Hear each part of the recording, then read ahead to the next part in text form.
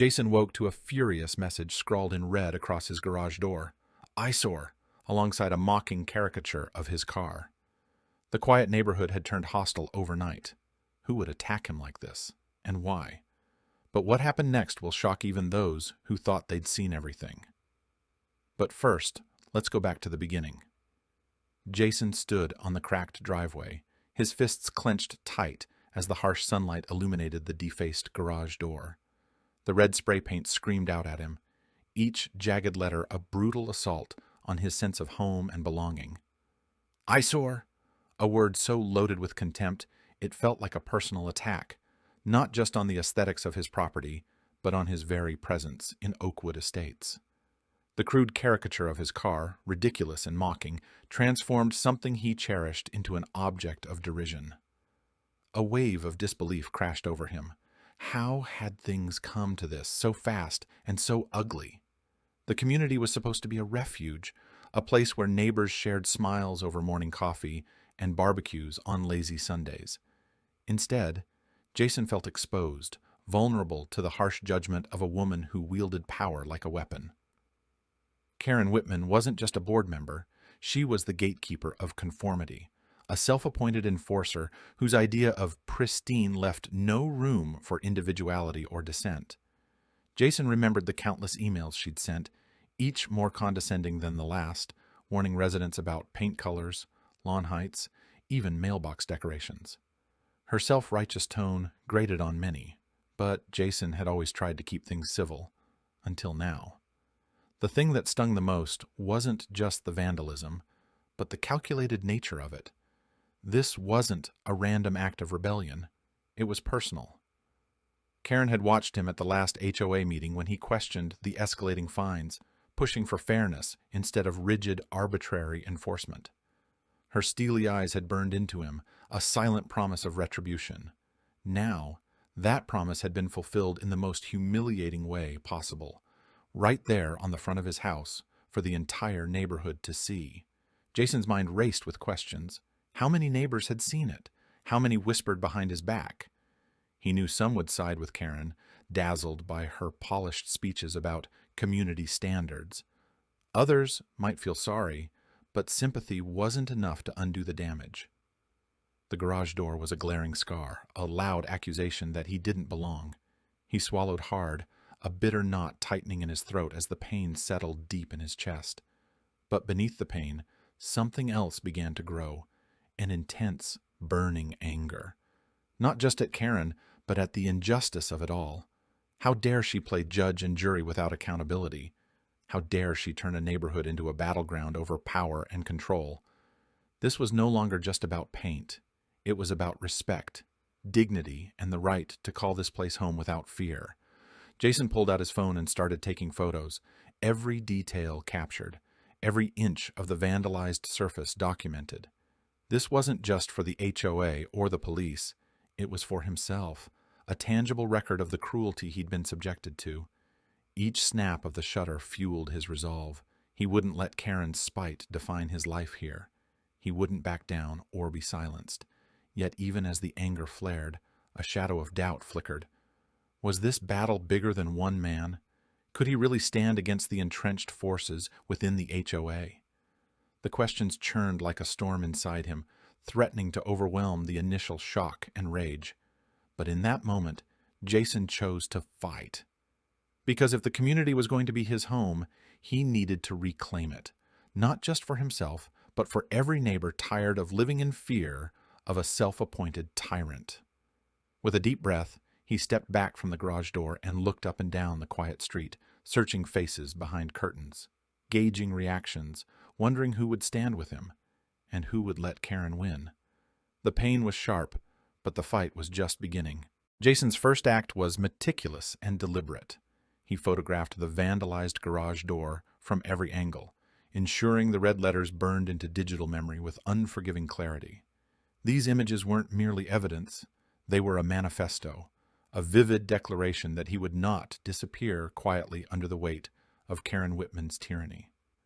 Every pixel captured the raw emotion in that spray-painted insult, every jagged edge a reminder of the personal war now waged on the streets of Oakwood Estates.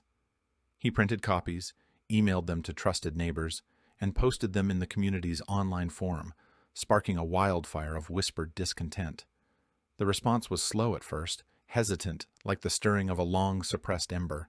But beneath the surface, frustration had been simmering for months. Hidden fines for blade-length grass, threats over holiday decorations, and a suffocating silence imposed by Karen's secretive dealings on the HOA board. Jason began to hear the stories, fragmentary at first, shared in cautious tones over backyard fences and late-night texts. "She fined me $250 for planting lavender instead of the approved petunias," one neighbor confided. "They held a vote last month I wasn't even invited to," said another.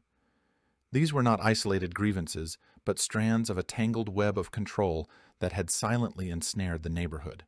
Fueled by these shared frustrations, Jason convened a gathering at his home, a carefully orchestrated meeting under the guise of casual neighborly conversation, but charged with the electric current of rebellion. Around his kitchen table, weary homeowners leaned in, their voices low but resolute. It was here that hope took root, tentative yet fierce. No longer would they suffer in silence under Karen's iron grip. They drafted a plan, document every instance of abuse, gather petitions for transparency, and prepare to confront the board publicly.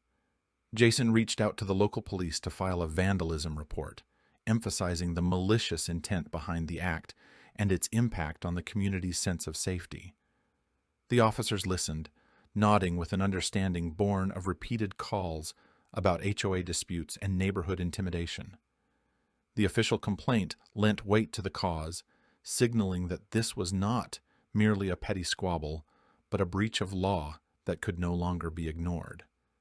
The day of the HOA meeting arrived with an undercurrent of tension, thick enough to choke the stale air of the sterile community center.